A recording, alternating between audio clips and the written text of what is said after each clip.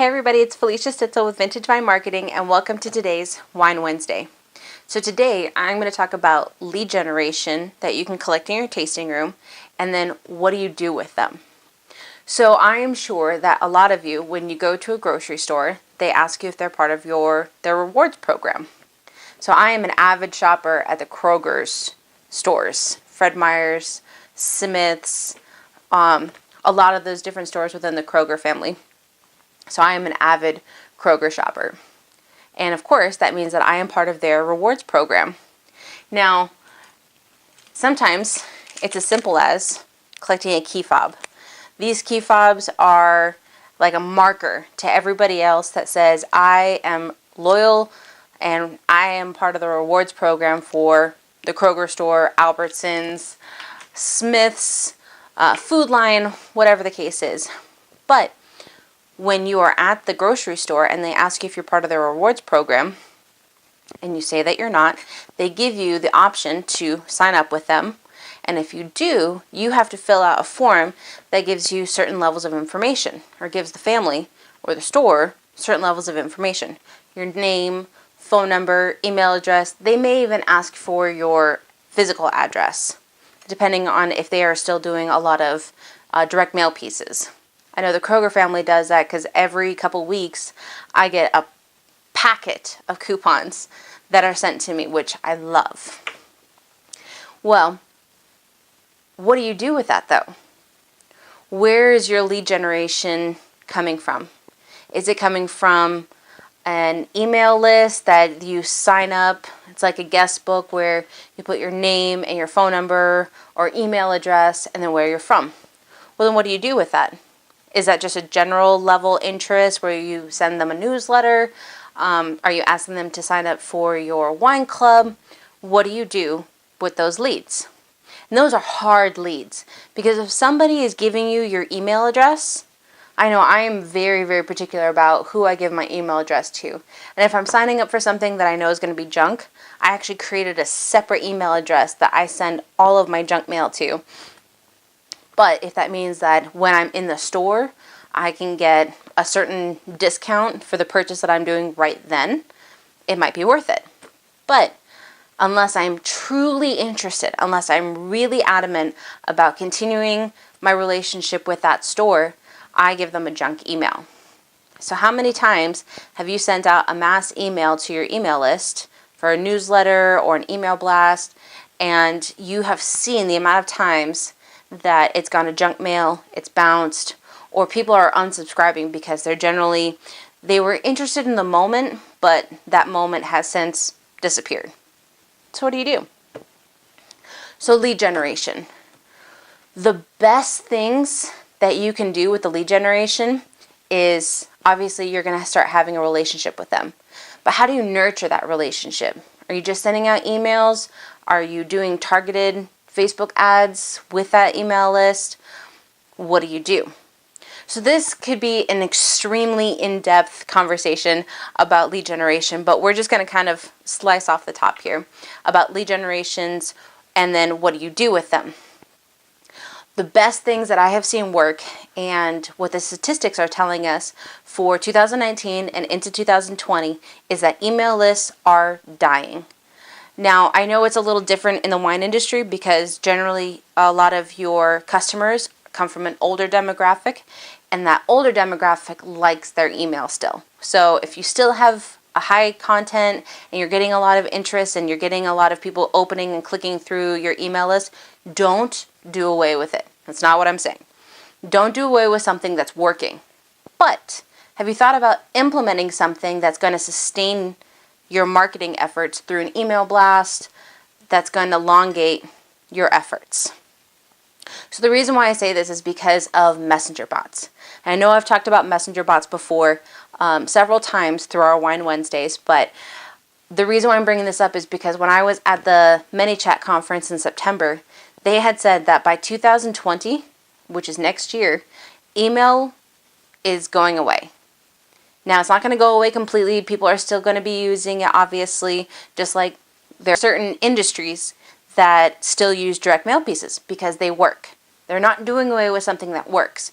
However, a lot of times you can still implement something before your efforts go away. They implement a new strategy so that way it's a really easy transition from what you're doing to what's coming next.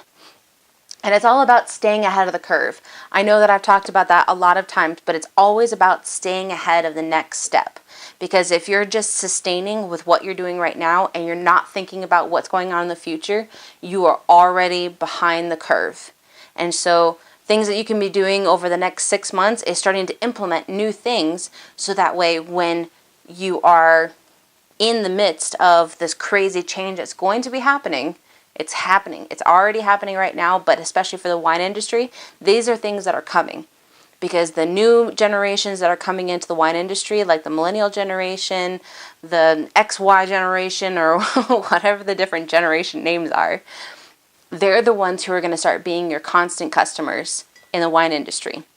So you have to stay ahead of the curve with technology, because if you're not adhering to the demographic you have right now, then you're not going to be ahead. So it's always about, like I said, planning for the future. So lead generations, key fobs. What do you do with them? I actually was working with a winery a couple weeks ago about talking to them about implementing, take your email list that you have right now. Use it. It's strong. Don't negate something that's working.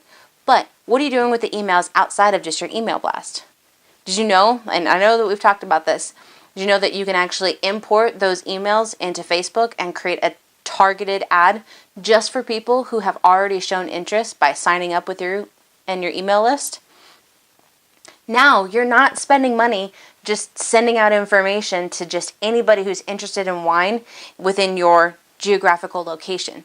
You're going to be able to save yourself some money and send out lead generations to people, or use those lead generations to create Facebook ads or social media targeted ads that are actually going to sustain your marketing efforts, and actually you're going to get more for your dollar. The thing is being able to implement these things now. So use your email list, and then think about starting to create new conversations through messenger bots.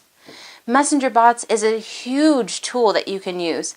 And actually I was on a webinar last night where I had signed up for it several days ago, and right before the webinar actually started, I got an email saying, hey, your webinar is starting in 33 minutes.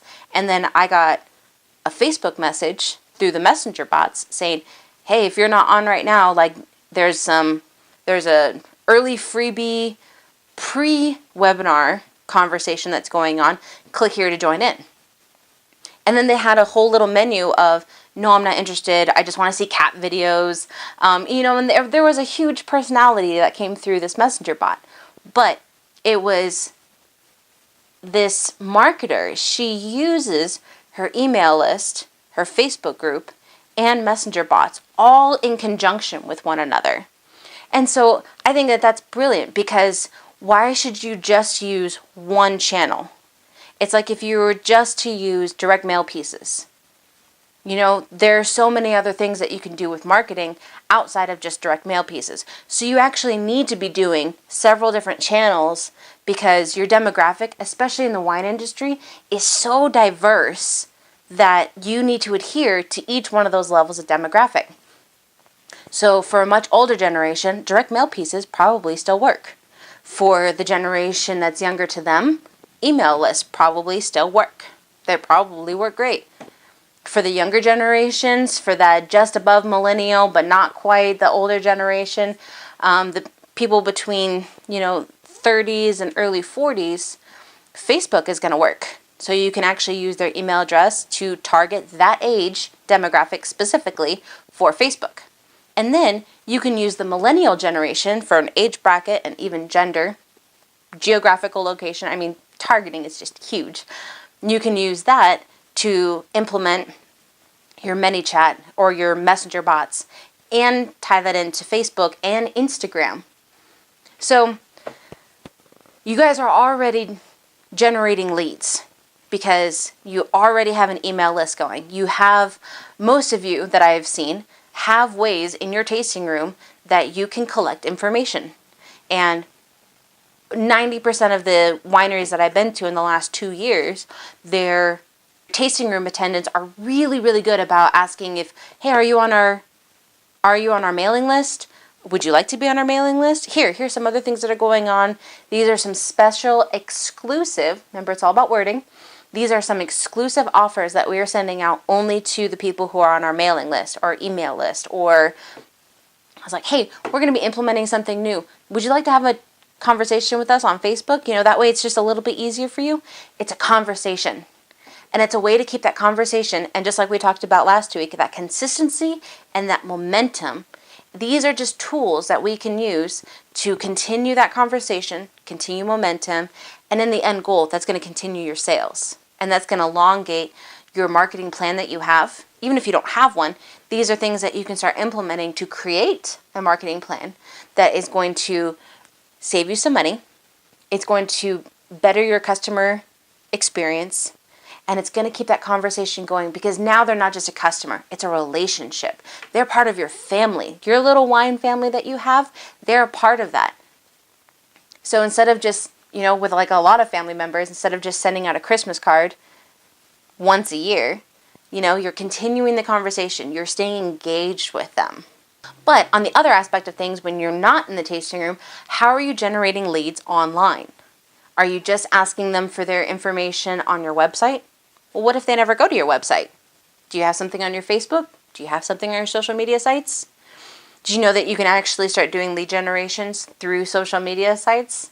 And so now you're not just doubling, but you are tripling the amount of content and lead generations that you can get through using your tasting room and social media sites and your email blasts, your mailing list, your newsletters. All three of these channels, if you conjuncture them together, you're going to be blown away by the results that you get through your marketing plan. So thank you for joining me on this week's Wine Wednesday. I hope you got a couple tips from the tips and tricks of the trade. And be sure to tune in next week for more. I'll catch you guys later.